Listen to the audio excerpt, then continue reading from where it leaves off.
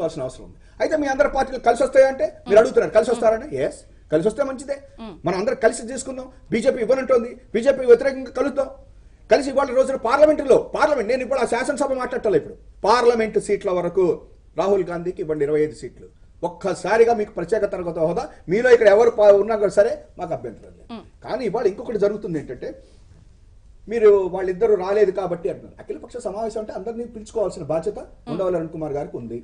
ఆయన పిలుచుకుని తీసుకురావాలి. తీసుకుని వచ్చి కనుక వాళ్ళిద్దరు కూడా తీసుకుని వచ్చి కూర్చోబెట్టి మీరందరూ ఇది అని చెప్పాలి. రెండోది విభజన అనేది అయిపోయింది, ఇంకా విభజన గురించి మాట్లాడటం అనవసరం. ఆ మాట అంటే ఆయన ఏమంటున్నారంటే ఇవాళ రోజున అది కనుక మనం వదిలేస్తే రేపు పొద్దున్న కొత్తగా అంటే ఇంకా మళ్ళీ విభజనలు జరుగుతాయి ఈ దేశంలో. ఉత్తరప్రదేశ్ లో జరిగే అవకాశం ఉంది, ఆంధ్రప్రదేశ్ అయితే లేదు కదా. ఇంకా మనకెందుకు? ఇప్పుడు మనకు కావాల్సింది విభజన చట్టం. విభజన చట్టంలో ఉన్నటువంటి అంశాలు వాటినంటిని ఎట్లా ఇంప్లిమెంట్ చేసుకోవాలి, అటువంటి దాని గురించి ఉండవల్లి గారు ఒక్కసారి ఇద్దరు ప్రధానులు అవ్వాలనేటువంటి అవకాశం ఉన్న వ్యక్తి దగ్గరికి, ఇప్పుడు ప్రధానిగా ఉన్నటువంటి వ్యక్తి దగ్గరికి మీరు వీళ్ళందరినీ తీసుకుని వెళ్ళి ఒక క్లారిఫికేషన్ తీసుకోండి. ప్రత్యేక తరగతి హోదా ఎవరు ఇస్తారు, ఎవరు తీసుకురాగలరు, మీరు క్లారిటీ తీసుకుని ఈ రాష్ట్రంలో మీలాంటి వాళ్ళు చెబితే కొంతమంది వింటారు కాబట్టి చెప్పించండి. అంటే రఘురామ్ గారు మీరేం చెప్తారు? ప్రత్యేక హోదా ఇస్తామని కాంగ్రెస్ చెప్తోంది. మరొక పక్క ఈ రోజు జరిగిన సమావేశం ఒక ఎత్తు అయితే రేపు అఖిలపక్ష సమావేశం చంద్రబాబు అధ్యక్షతన జరగబోతోంది. ఢిల్లీ స్థాయిలో కూడా ప్రత్యేక హోదా అంశాన్ని మిగిలిన పార్టీలతో కూడా కలుపుకుని ఏపీకి జరిగే అన్యాయం అని చెప్పి వాళ్ళు కేంద్రాన్ని ప్రశ్నిస్తామని చెప్పి ఢిల్లీ వేదికగా చెప్తామంటున్నారు.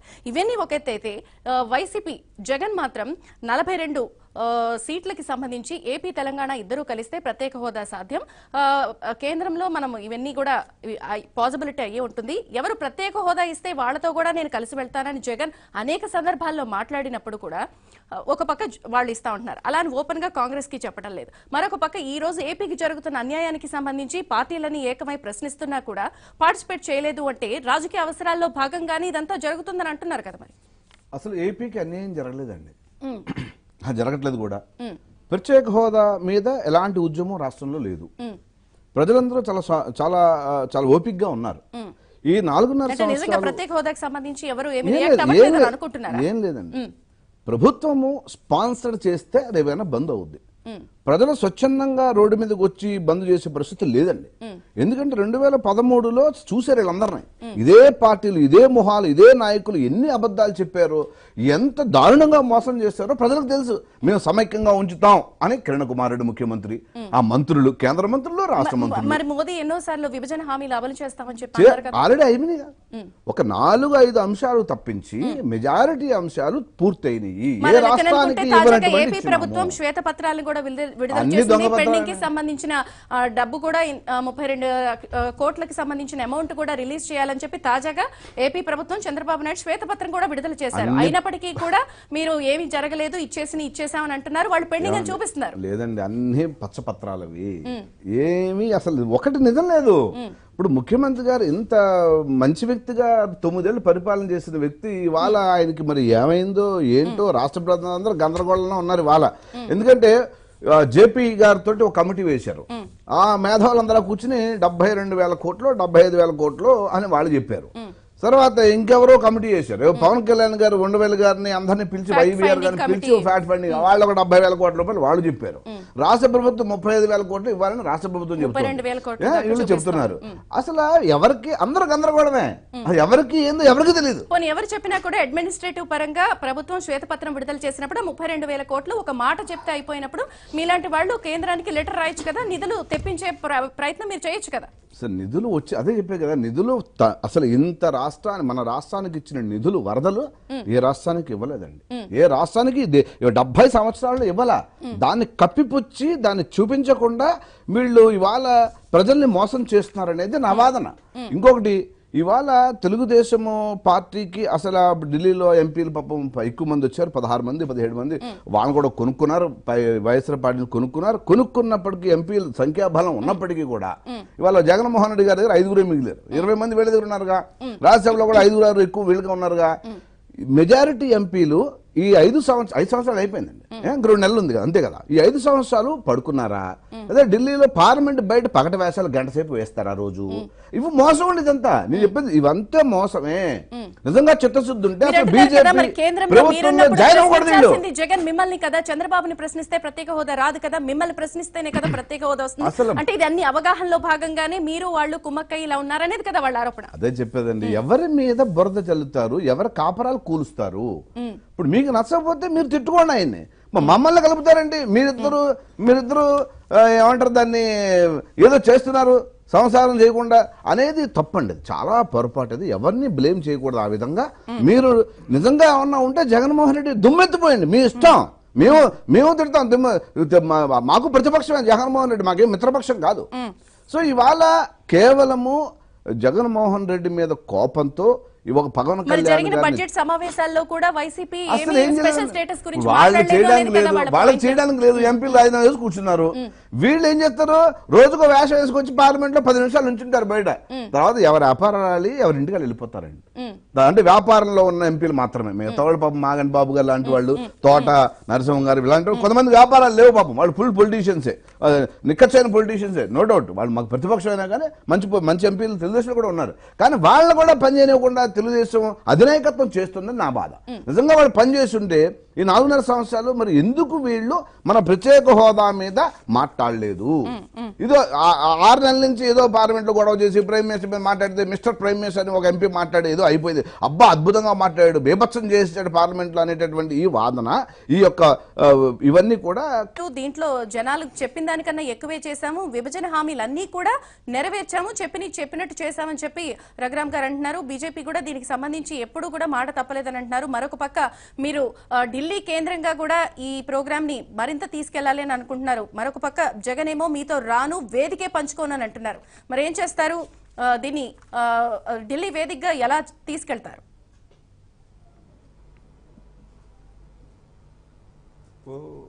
అంతా చేసేసాము, ఇంకేదో కొద్దో గొప్ప తప్ప అని చెప్పి రఘురామ్ గారు మాట్లాడుతుంటే 5 కోట్ల ఆంధ్రులు నవ్వుకుంటున్నారు.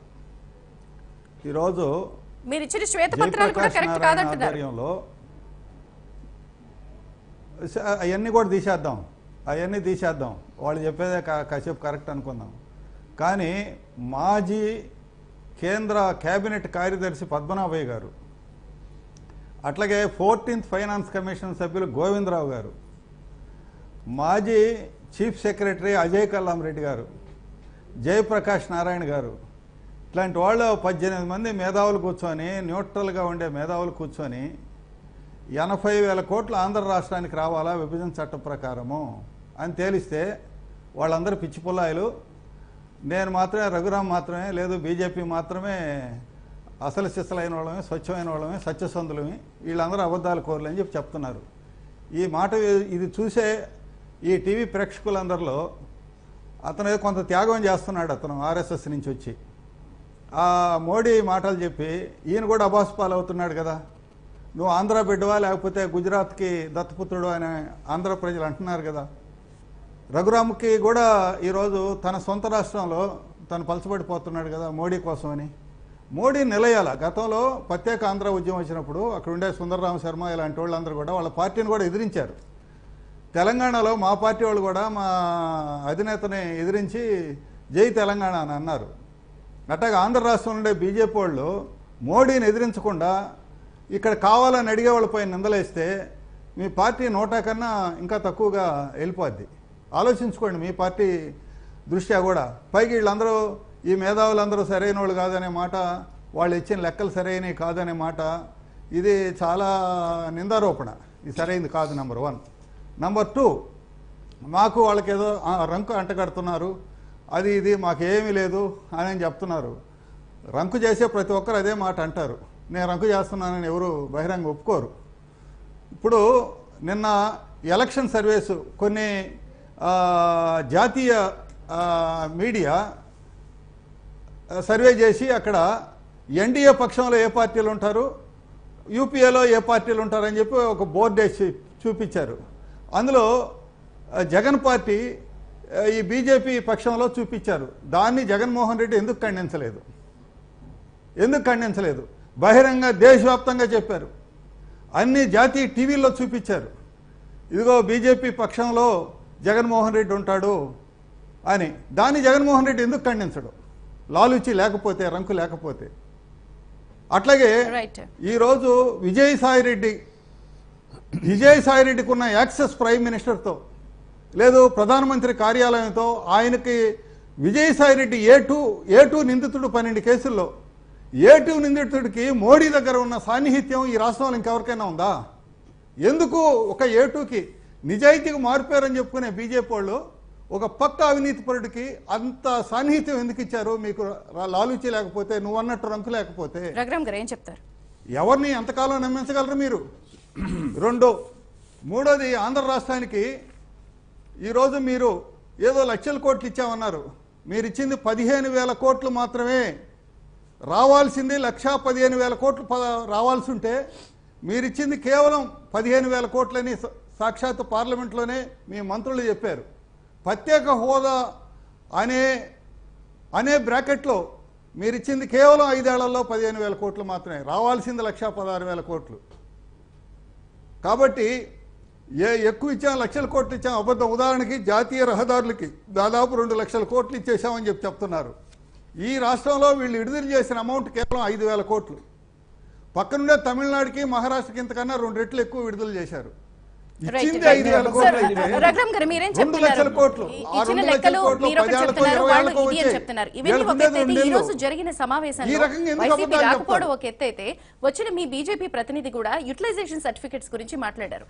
యూటిలైజేషన్ సర్టిఫికెట్స్ అనేది ఒక అడ్మినిస్ట్రేటివ్ ఇష్యూ కదా. అడ్మినిస్ట్రేటివ్ ఇష్యూ ఎక్కడా కూడా చట్టంలో యూటిలైజేషన్ సర్టిఫికెట్స్ ఇస్తేనే డబ్బులు ఇస్తాము, లేకపోతే నిధులు మరిన్ని ఇస్తాము అనేది ఎక్కడ చట్టంలో ఉండదు. మరి అలాంటప్పుడు ఒక యూటిలైజేషన్ సర్టిఫికెట్ ని బూచీలుగా చూపించి నిధులు ఆపడం అనేది ఎంతవరకు కరెక్ట్? అదొక అడ్మినిస్ట్రేటివ్ ఇష్యూ కదా. కరెక్ట్. అదే ఇప్పుడు మనం గమనించాల్సింది ఏంటంటే అండి, ఇప్పుడు కేంద్రము నరేంద్ర మోడీ గారు ప్రధానమంత్రి అయిన వెంటనే వాడు చెప్పాడు, నేను కాపరాదారుగా ఉంటాను, ప్రజల సొమ్ముకి, ప్రజల ప్రతి పైసాకి నేను కాపరాదారుగా ఉంటాను అన్నాడు. అంచేత రాష్ట్ర ప్రభుత్వానికి ఇచ్చిన డబ్బుకి వీళ్ళు ఎక్కడా కూడా సరైన లెక్కలు చెప్పాలా. యూటిలైజ్ సర్టిఫికేట్ ఇచ్చాను ఎప్పుడు చెప్తున్నారు? 1 ఇయర్ నుంచి ఇవ్వకుండా, అంటే 2-3 సంవత్సరాల నుంచి ఇవ్వకుండా మొన్న నవంబర్ 22 ఇచ్చారండి. నవంబర్ 22 ముందు వరకు కూడా ఇవ్వలేదు వీళ్ళు. ఏమంటే ఒక పిల్లాడు ఇంట్లో పిల్లాడినో లేదా మన కొడుకునో లేదా ఇంకొకళ్ళనో 100 రూపాయలు ఇచ్చి 2-3 సరుకులు తేరా అని చెప్తాం. ఒక సబ్బు, ఒక బ్రష్, ఒక టూత్ పేస్ట్ పట్టరా అంటాం. 96 రూపాయలు 86 రూపాయలు అయిన తర్వాత లెక్క అడుగుతామా లేదని ఎక్కడ ఇచ్చేస్తామా? ఎవ్వరు ఎవరండి దేశంలో, ఎవ్వరు ఎవరు. సో ప్రతి రూపాయికి లెక్క కావాలి. ఈవెన్ చంద్రబాబు నాయుడు గారు కింద ఇదో ఆయన బొడ్లోది కాదు కాబట్టి ఇష్టం వచ్చినట్టుగా నేను ఆ రాష్ట్రం అప్పుల్లో ఉంటే నేను కలిపి ముద్ద పెడతా, ఇంటింటికి గ్యాస్ ఇస్తా, ఇంటింటికి గ్యాస్ ఇచ్చినట్టుగా నేను ఏసీ ఇస్తా, ఇవన్నీ నమ్మి సక్కేలాండి. మరి ఇవన్నీ ఒక ఎత్తైతే వీళ్ళు చెప్తున్నారు. మరి రేపు జరిగే అఖిలపక్ష సమావేశం చంద్రబాబు అధ్యక్షతన జరుగుతుంది. కేంద్రంలో మళ్ళీ అన్ని పార్టీల్ని కలుపుకుని చంద్రబాబు మళ్ళీ అఖిలపక్ష సమావేశాన్ని ఢిల్లీ వేదికగా పోరాట దీక్ష చేయబోతున్నారు. మరి మీరు జాతీయ స్థాయిలో ప్రత్యేక హోదా అనేది ఒక పెద్ద అంశంగానే తయారవుతోంది. ఏపీ బీజేపీకి చేసిన అన్యాయాన్ని ఢిల్లీ స్థాయిలో వీళ్ళు చెప్తా ఉంటున్నారు. మరి మీరు ఆ సమావేశంలో పాల్గొంటారా, లేకపోతే నిధుల విషయంలో పోరాడతారా, లేకపోతే మీరు బీజేపీ ఈ అంశాన్ని ఎలా ఫేస్ చేయబోతోంది? ఆంధ్రప్రదేశ్కి కాంగ్రెస్ పార్టీ అన్యాయం చేసిన మాట వాస్తవం, అంటే అడ్డదిడ్డంగా విభజించిన మాట వాస్తవం. దీన్ని సరి చేయడం కోసమే బీజేపీ ఉన్నది. ఇరు రాష్ట్ర ముఖ్యమంత్రిని కూర్చుని మీరు సాల్వ్ చేసే విషయాలు సాల్వ్ చేయండి అని చెప్పినాం. హోమ్ మినిస్టర్ చెప్తే వీళ్ళు ఇప్పుడు మన ముఖ్యమంత్రి గారు సుహృద్భావ వాతావరణంలో పనిచేయట్లేదండి. ఇక్కడ లోకల్ గా ఉన్నటువంటి ప్రతిపక్ష నాయకుడితో మాటలు లేవు. పక్కనున్న ముఖ్యమంత్రి అంటే తెలుగు రాష్ట్ర ముఖ్యమంత్రి కేసీఆర్ తో మాటలు లేవు. అటుపక్కన ఒరిస్సా ముఖ్యమంత్రి ఈయన వెళ్తే ఇంటర్వ్యూ ఇవ్వడు. ఇటుపక్కన ఉన్నటువంటి మన కాంగ్రెస్ ముఖ్యమంత్రి పాండిచేరి ముఖ్యమంత్రితో మాటలు లేవు. ఇలాగా ఈయన చుట్టుపక్కల ఉన్న వాళ్ళతో ఎవరితోనో సుహృద్భావ వాతావరణం లేదండి. ఈయన వచ్చి అఖిలపక్షం ఢిల్లీలో పెడితే ఎన్నిసార్లు ఏంటండి నాటకం, కొత్త నాటకము. ప్రత్యేక హోదా మీద కొత్త నాటకానికి ఢిల్లీ స్థాయిలో ప్రత్యేక హోదా అంటున్న వైసీపీ ఎవరు ప్రత్యేక హోదా ఇస్తే వాళ్ళతో కలుస్తాము, ప్రత్యేక హోదా విషయంలో వచ్చిన వాళ్ళతో కలిసి వెళ్తామన్నప్పుడు కూడా ఈ సమావేశానికి రాలేదు.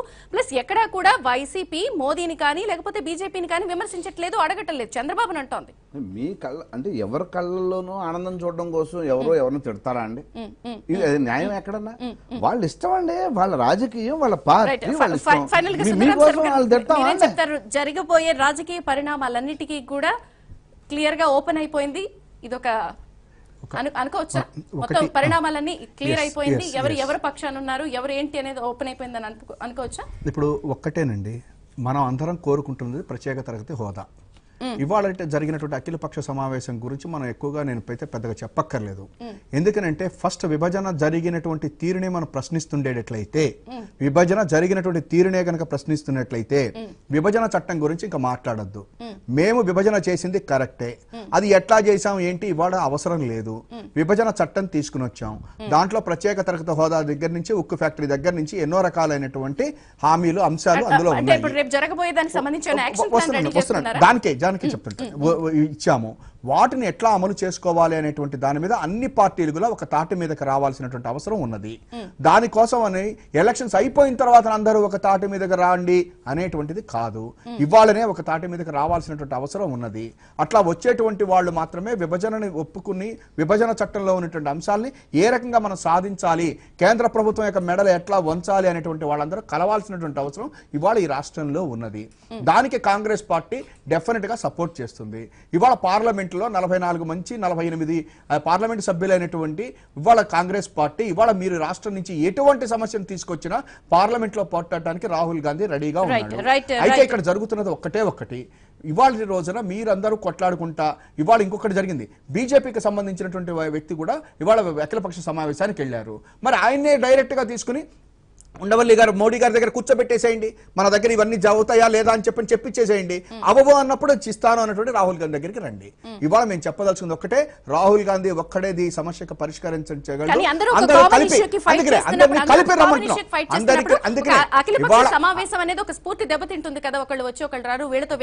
అది ఆయన చూసుకోవాలండి. అఖిలపక్ష సమావేశానికి అందరూ తెప్పించుకోవాల్సినటువంటి బాధ్యత అది కన్నించేటువంటి ఆ వ్యక్తికి ఉంటుంది. అది మాకు సంబంధం లేదు. మేమైతే వెళ్ళాము, మేమే క్లియర్ గా చెప్తున్నాం. అన్ని పార్టీలు ఒక తాటి మీదకి రావాల్సినటువంటి అవసరం ఎన్నికల ముందే ఉంది. ఇప్పుడు ఎన్నికల తర్వాత కాంగ్రెస్ పార్టీ.